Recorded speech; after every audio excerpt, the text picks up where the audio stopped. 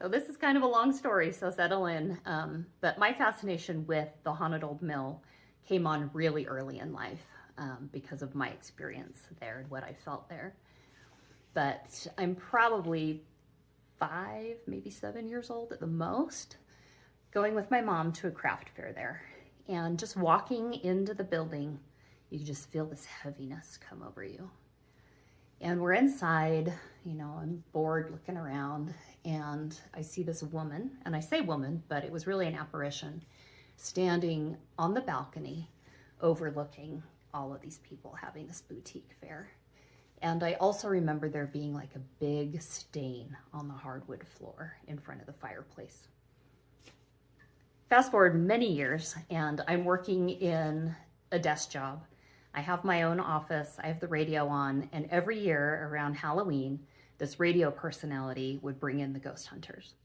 So, in exchange for the ghost hunter story, Jimmy Chunga, the radio personality, would tell his experience working as a security guard inside this haunted old mill.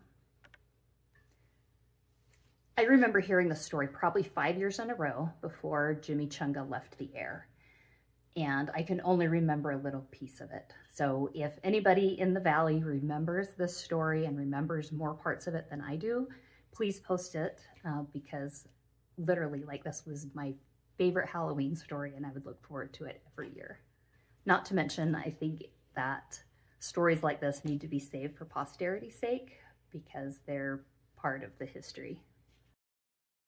And this place happens to be right down the street from Post Malone, and that guy just looked so much like him, I couldn't leave it out. Anyway, originally built in 1883 for printing of the Deseret newspaper, the building burned down 10 years later on April Fool's Day, which ironically, there were so many prank alarms being called in that the fire brigade just thought it was another joke.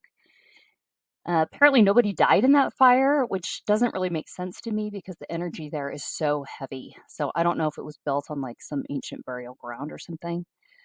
Throughout the years that followed, there were reports that the night watchman had shot and killed a teenager who was trying to break into the building. And at one point, the night watchman's wife had committed suicide. So her suicide led the night watchman to go into a really depressive state. And eventually, he also committed suicide in the rocking chair in front of the fireplace in that main hall, which he wasn't discovered for several days, I guess. And that's why there's that huge stain on the floor. There were some renovations done to the old mill, and the city turned it into a dance hall on the weekends. My parents actually remember going to dances there as teenagers in the 1960s. In the 1980s, it turned into a haunted house, which was named the Haunted Old Mill. And after that was when the craft boutique that I remember was there. The building has been condemned since 2011.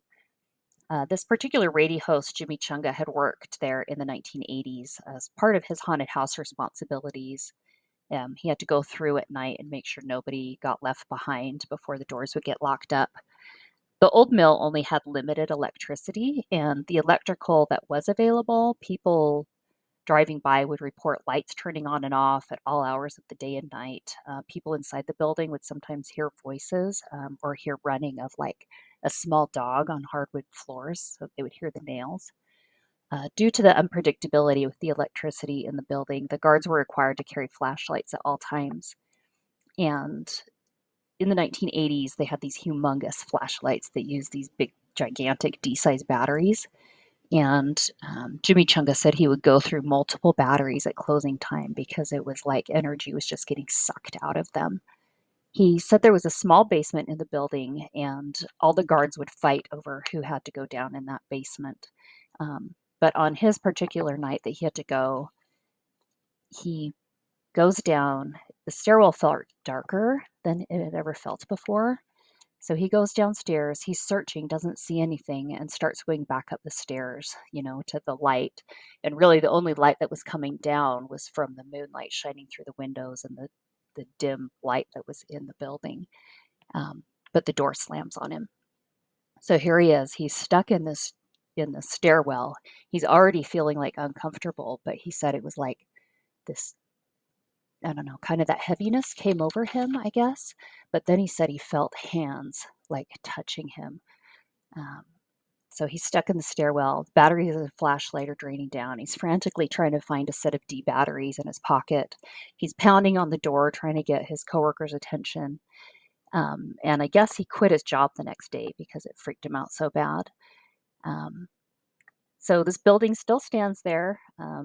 This photo that I've been showing you was one that I took just a couple weeks ago driving by. The building's been sold to developers, so of course it's going to be torn down and there's going to be townhouses or something put there, like everything else in the Salt Lake Valley at this point. Um, but if you're in tune, you can still feel the energy